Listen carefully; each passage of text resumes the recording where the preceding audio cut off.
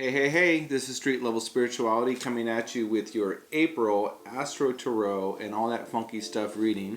I was thinking a lot this morning about just the trips that we get on in our heads about reality and stuff, and ultimately if you just make peace with the fact that you're just going to die anyway, it really doesn't matter, does it? So it's looking for some spirituality and some insight. Make peace with death, man. Like, look at it, face it, be with it. It's not that it's the now for you or the now for anyone in particular, but just that when we can live in life integrated with the reality of death, and then even better that we have an understanding of kind of what that's about, the better off we are, because we're not living in a fantasy. We're living in the presence of what actually is. And that level of integration can be really frightening for somebody who's used to mainstream society, because they're kind of living in a fantasy all the time of everything being fabulous. I'm a foodie, I'm fabulous, I wear the felt hat, I'm cool, you know, that kind of reality that you don't want to be in. So I thought we could talk a little bit about the astrology and all that stuff, but I also thought it would be really fun to go on a field trip.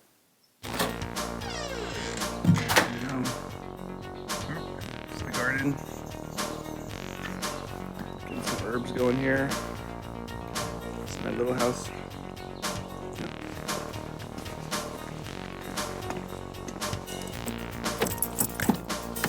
This is it. This is where it all happens. This is the car. Yay!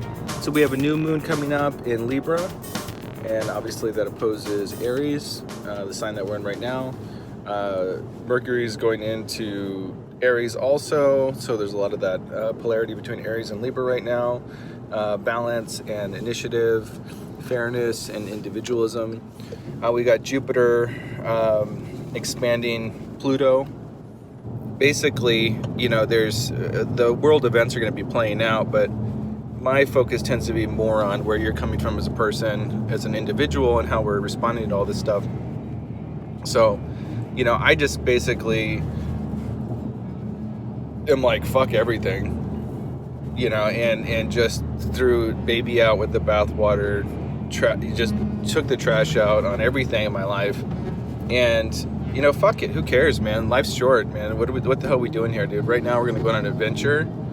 And yeah, I remember being a kid, and we'd go play around in the canyons and stuff like that. We'd go have a good time and goof around, and I loved it. It was really fun. It was fun throwing dirt clods at each other and making hideouts and digging holes in the ground and all that stuff. And you know, I spent a lot of time in corporate America. I studied the human condition for a long time. It's all bullshit. It's all symbols. It's all status, and you're getting tricked if you think that's going to make you happy, you know. And even if you do succeed within that world, the people around you love you for the wrong reasons and are with you for the wrong reasons. So you'll never have that sense of fulfillment. So it's super important to just, you know, to find a way to be yourself within this mess. And this whole situation we're in right now is a great opportunity, because it really demonstrates that we don't need those systems to function. We don't need those systems to define who we are as people. And I think a lot of people are either, you know, kind of like questioning their reality because they've invested way too much in this system of ideas and things and buying and all that crap, and not enough in who they actually are and what makes them happy. And like I was saying, for myself, that's going on adventures. That's having a good time and eating well and gardening and having fun and being creative and just following whatever like sparks your spirit at any given moment, dude. And fuck anyone who says there's a problem with that, you know? All right, here we go, dude. We're doing it. We're out in nature. This is awesome. This is like some Huckleberry Finn shit. Let's go hide out. All right, dude, I think I found this spot, dude. We're gonna off-road it here a little bit. Let's go do some astrology in the bushes. Get down in the bushes here. See what we can find.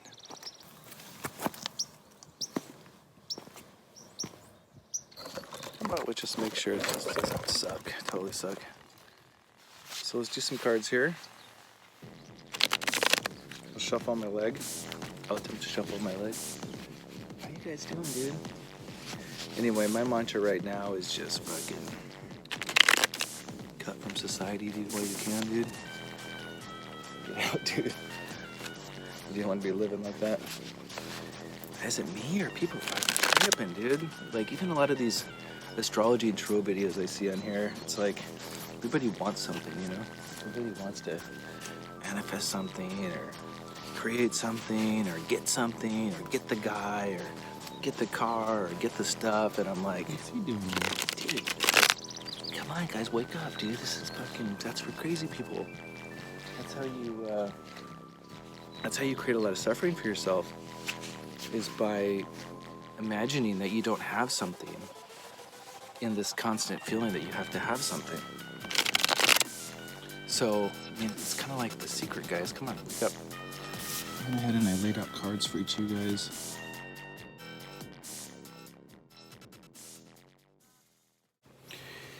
All right, Aries. So you have the Ten of Pentacles as your primary card for your reading this month.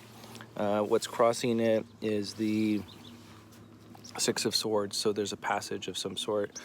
You're